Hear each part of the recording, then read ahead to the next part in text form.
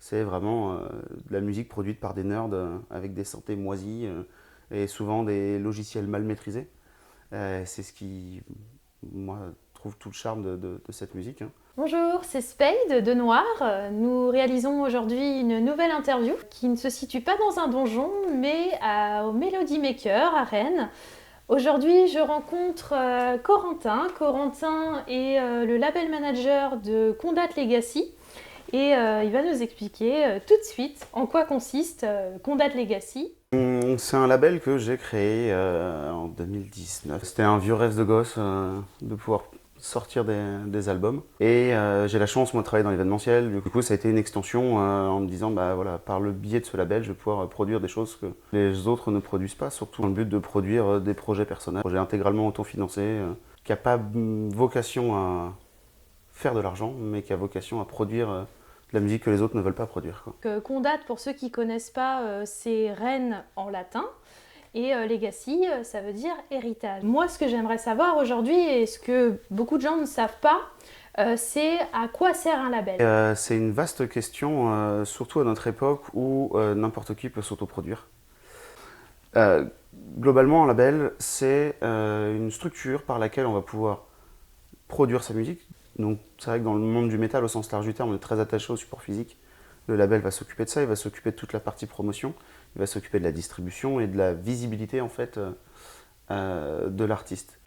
Il y a beaucoup d'artistes dont le seul talent c'est de faire de la musique. Et c'est là où nous, en tant que label, on intervient. Oui, il y a une notion d'accompagnement. Et totalement. Mm. Aussi de protection. Mm. Parce qu'il y a plein de gens, on a tous entendu ces histoires de groupes qui se sont fait voler leur back catalogue. Il n'est pas question pour moi de pas protéger les artistes que je produis, quoi. Mm. Condat Legacy donc, sort des morceaux Dungeon Synth, Funeral, Dark Ambient, Dark Ritual et Doom et Black Metal aussi. Est-ce que tu peux expliquer la différence entre ces différents genres pour ceux qui ne connaîtraient pas? Pareil, vaste question. Bon, je pense que tout ce qui tourne autour de black metal, je pense que j'ai pas vraiment besoin de l'expliquer. La scène est suffisamment développée.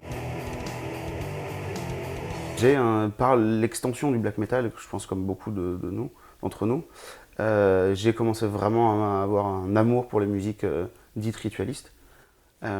Et donc, du coup, ce qu'on va qualifier vulgairement entre guillemets de Dungeon Synth, ben, en fait, c'est du black metal joué avec des claviers de très mauvaise qualité et sans le côté métal, en fait. Sans les guitares, sans la saturation, sans le chant.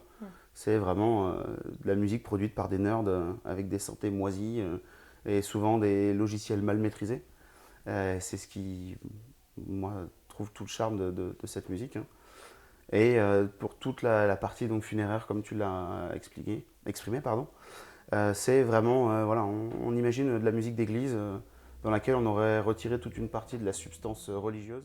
Est-ce que tu peux présenter les groupes, formations qui sont signés sur le label? Je peux te citer des noms de groupes qui me tiennent très à cœur.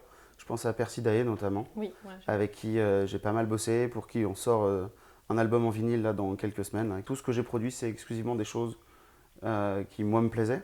Il y a toujours cette notion où j'échange beaucoup avec les artistes avant de choisir quoi que ce soit. Étant donné que tout est fait à fond perdu, ben, je me dis quitte à perdre de l'argent autant que ça me plaise vraiment. Et ça me permet aussi de vérifier l'authenticité autour du projet, dans le sens où c'est une musique que n'importe qui peut produire chez lui.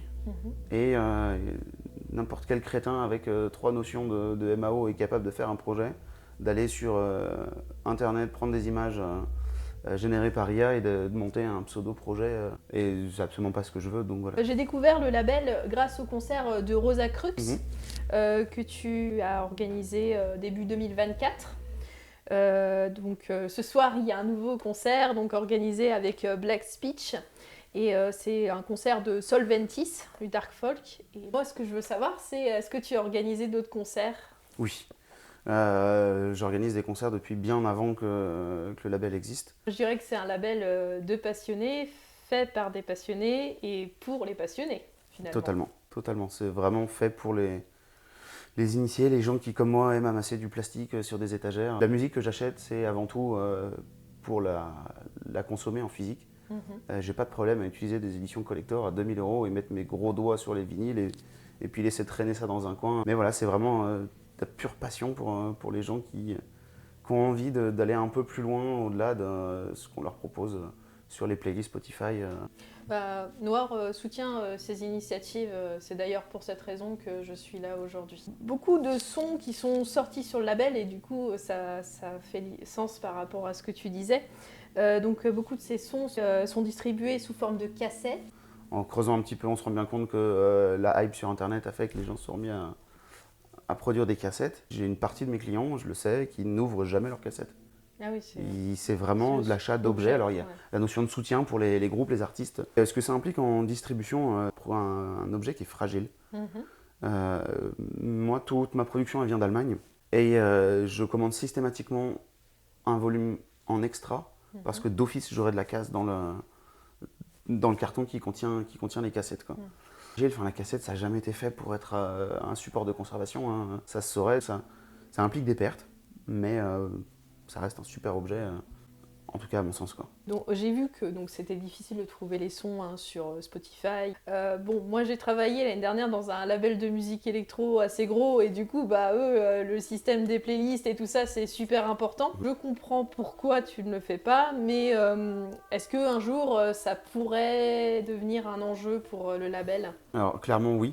Je leur demande, est-ce que vous voulez être une distribution digitale ? 99% des gens me disent non. Bandcamp, ça nous va très bien, j'ai pas envie d'aller plus loin. On touche à des milieux de niche. Oui, pour certains, il y a certains des artistes dans le label qui bénéficient d'un soutien plus important que les autres. Effectivement, ils vont se retrouver prochainement sur Spotify, Deezer et compagnie. De toute façon, si on veut créer de la visibilité actuellement, c'est via ces plateformes-là. Est-il difficile de nos jours finalement d'être underground ? Où est la frontière de l'underground ? Je pense que non, malheureusement, c'est pas difficile d'être underground. Et pourquoi je dis malheureusement ? Parce que je pense que beaucoup de gens se servent de cette notion d'underground pour couvrir une forte médiocrité. Dans l'underground, pour moi, on y trouve les meilleures perles musicales qui existent, comme les plus abominables. Peux-tu me parler des futures sorties sur le label ? Premier vinyle qui arrive en coproduction avec My Kingdom, qui est un label italien, du coup, avec qui je bosse depuis un moment, qui est du pur black metal. On a un album de Persidae là, qui arrive aussi. J'ai commencé à collaborer avec un artiste qui s'appelle Maccabée Artwork sur les réseaux sociaux. On réédite l'album Le Temps de 1357 avec un dessin qu'il a fait. Ok, on a hâte de voir tout ça en tout cas. Qu'est-ce que tu dirais à quelqu'un qui découvre ton label pour la première fois ? Quelqu'un qui découvrirait le label pour la première fois, je pense que je lui conseillerais déjà d'être curieux et de ne pas s'arrêter à ce qu'il a l'habitude d'écouter, parce qu'une bonne partie de production... elles ont un charme indéniable, mais elles ne sont pas faites pour tout le monde. Et je lui conseillerais aussi d'utiliser les productions du label pour s'ouvrir à d'autres styles de musique. Et je lui conseillerais d'aller écouter les albums de 1357 en priorité. Merci pour ces réponses.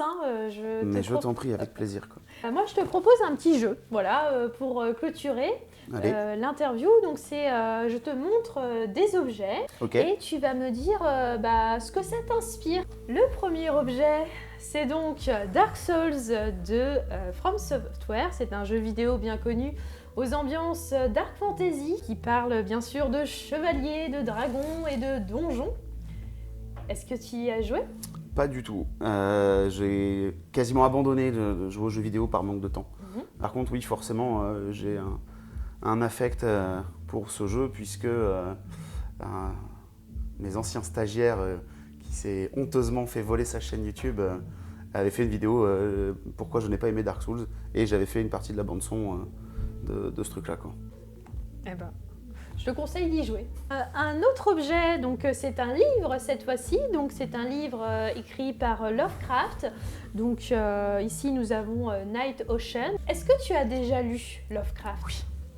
Je pense comme tout ado qui au collège découvre Donjons et Dragons et par extension les jeux de rôle et donc l'appel de Cthulhu. Du coup tu plonges un peu dans Lovecraft. Celui-ci je l'ai pas lu. J'en relis régulièrement. C'est très cliché dans le monde du métal, on aime bien, j'adore Lovecraft. Ouais, mais c'est vachement bien, quoi. Je te le prête. Avec plaisir. Le dernier objet, c'est plutôt une musique que vous allez entendre maintenant.